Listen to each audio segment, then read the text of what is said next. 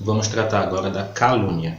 Vamos começar pelos sujeitos. Quem pode ser o sujeito ativo ou o sujeito passivo? Ou seja, quem pode cometer esse crime e quem pode ser vítima? Qualquer pessoa.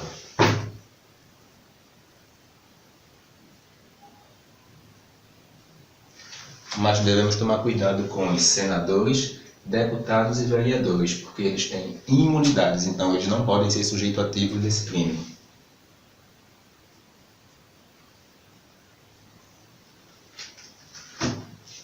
E o advogado, ele tem a imunidade sobre a injúria e a difamação, mas não sobre a calúnia.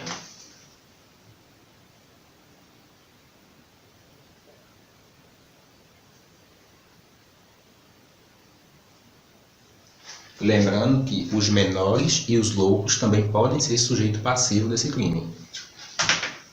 Vamos falar também dos desonrados. Imagine que uma pessoa já é conhecida por cometer vários crimes. Essa pessoa pode ser vítima de calúnia. Todo mundo sabe que essa pessoa comete crimes ou trafica drogas. Essa pessoa pode vir a ser vítima desse crime? Sim.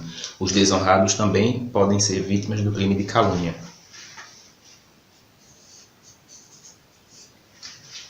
Fato interessante é saber se os mortos também podem ser vítimas desse crime. É punida a calúnia contra os mortos, mas são os familiares que são os sujeitos passivos desse crime. Vamos falar também sobre a autocalúnia. A pessoa se autocaluniar seria crime? Não, nesse caso não seria crime. A não ser que a pessoa fizesse isso perante uma autoridade.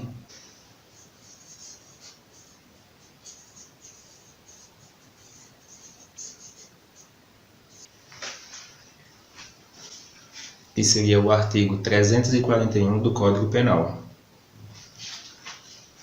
Uma pergunta é: a calúnia, quando a imputação é de fato verdadeiro, porque vimos que calúnia é imputar um crime que não ocorreu ou que a pessoa não cometeu, ou seja, um fato falso definido como crime. E seria possível, então, a calúnia para a imputação verdadeira de fato criminoso? Sim.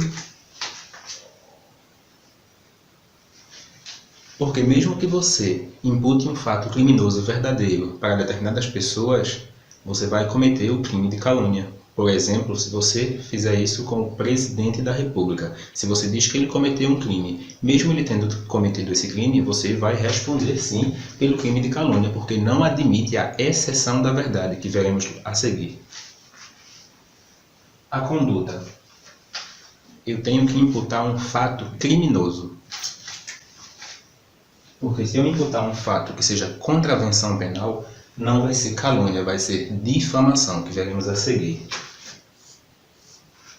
Há também a punição para a pessoa que divulga. Digamos que determinada pessoa escutou que A disse que B estava roubando a casa de alguém em determinado dia, em determinada hora, sabendo que essa notícia era falsa. E ele divulgou para outras pessoas. Também vai ser punido com as penas do crime de calúnia. Então, divulgar também não é só você emitir o conceito de crime falso a outra pessoa, é também divulgar. E a voluntariedade seria o dolo.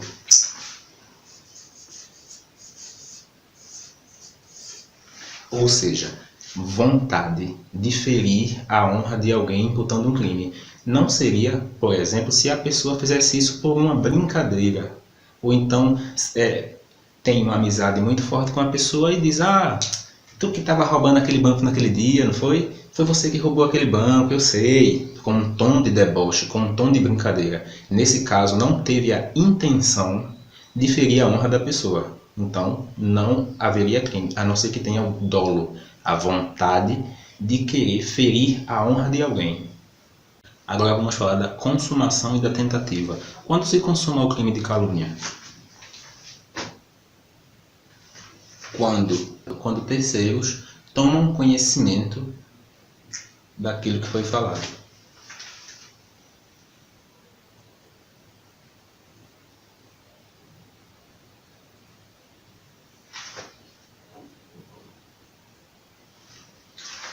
E pergunta-se se admite tentativa. Sim, a doutrina diz que admite tentativa caso a calúnia seja na forma escrita, ou seja, um bilhete ou uma carta.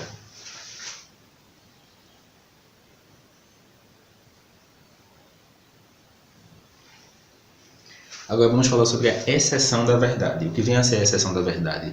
Seria o caso de eu ter falado que uma pessoa cometeu um crime e eu poder provar que essa pessoa cometeu. E assim eu não cometer o crime de calúnia, que como vimos é imputar falsamente fato definido como crime. Falso. Mas se eu sei que é verdadeiro, eu posso provar que é verdadeiro, então eu não vou cometer pelo crime. Correto. E aí?